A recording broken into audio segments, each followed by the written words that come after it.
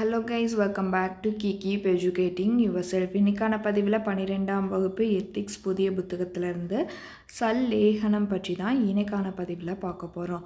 சல்லேகனம் அப்படின்றது என்னென்னா, சமணத்துருவிகள் பின்பற்றும் உண்ணா நோன்பு முறையத்தான் சல்லேகனம் அப்படின்னு சொல்கிறாங்க. இந்த சல்லேகனம் அப்படின்றது தம் வாழ்வை தாமாக முடித்து கொள்ள விரும்பும் சமணத்துருவிகள் வட திசையை நோக்கி உண்ணா நோம்பிருந்து உயிர் நீங்கும் வர கடும் தவம் செய்வதைத்தான் இந்த நோன்பு முறை அப்படின்னு சொல்கிறாங்க. திரும்ப இன்னொருக்கா சொல்கிறேன், நல்லா கேட்டுக்கோங்க.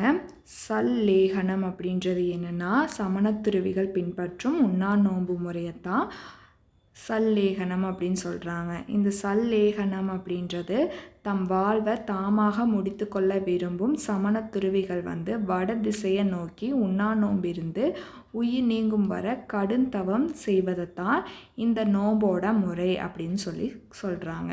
தேங்க்யூ.